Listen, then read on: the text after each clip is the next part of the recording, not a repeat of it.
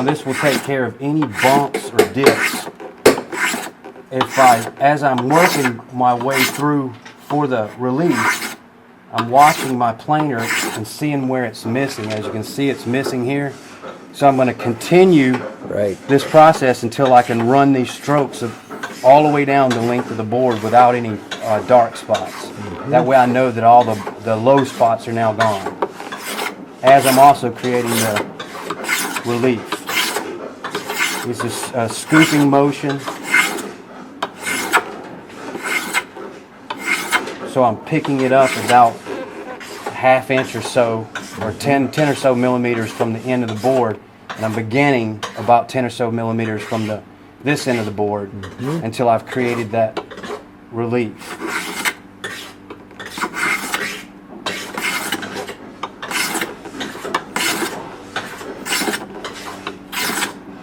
Now my strokes need to be parallel with the outside edge, so it's like a kind of a triangle. So the focal point is up here. So every time I run the planer down the board, I'm pointing the end of the planer to that focal point.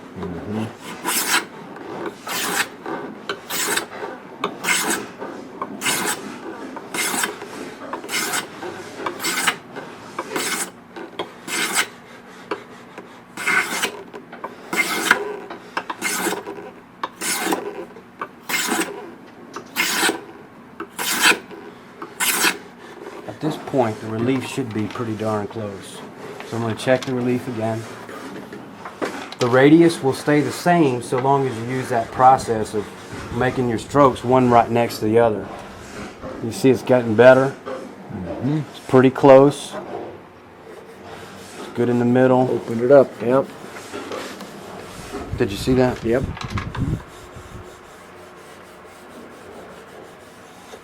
That's what you want to see. So at this point, I'm going to use a scraper. Now I'm going to make my scraping strokes from just off the center all the way off the end of the fingerboard. Same process as planing. Each stroke is going to be one right next to the other. I'm going to work my way from just off the center towards the nut, and then I'm going to work it just off the center towards the tail end of the fingerboard. Making a sort of a flicking motion at the very end. What this is going to do, it's going to take care of any minor issues that didn't come out while I was planed, like as you probably saw with the radius gauge. It's still hitting up here a little bit.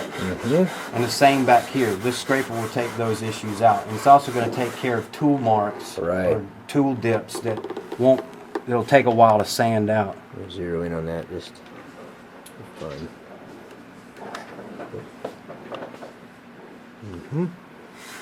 See it? Yep. Get rid of that.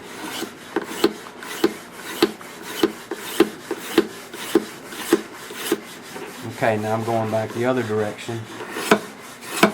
Same process.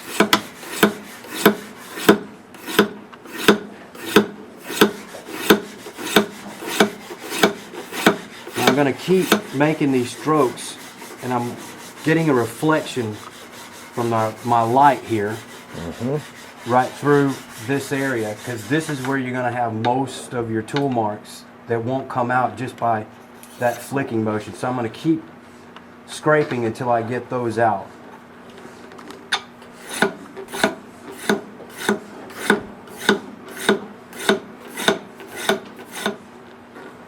As you can see, they're pretty much gone. The rest of that I can get out with a sander.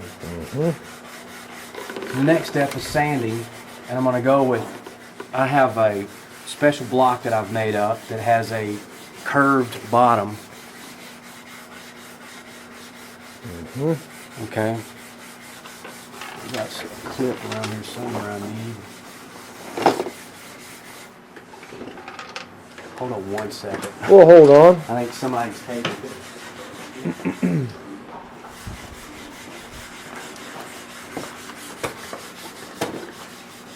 So I'm going to start with 80 grit sandpaper. put a little pad underneath here.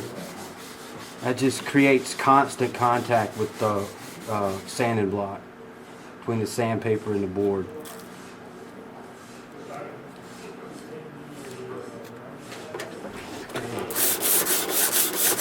And I'm sanding from one end of the board to the other, but I'm stopping just before I get off the end of both ends of the board. Okay, if you go off the end, it'll round the two ends off, and then you got to start all over with the planer again.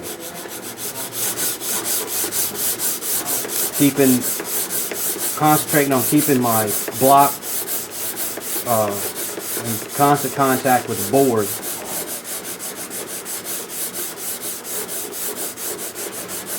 I'm looking for any reflections through the sanding dust.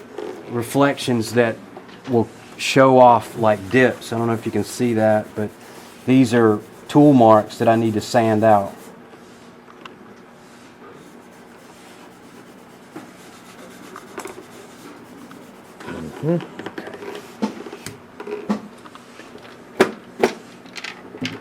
So I'm going to continue because I need to get those two spots out.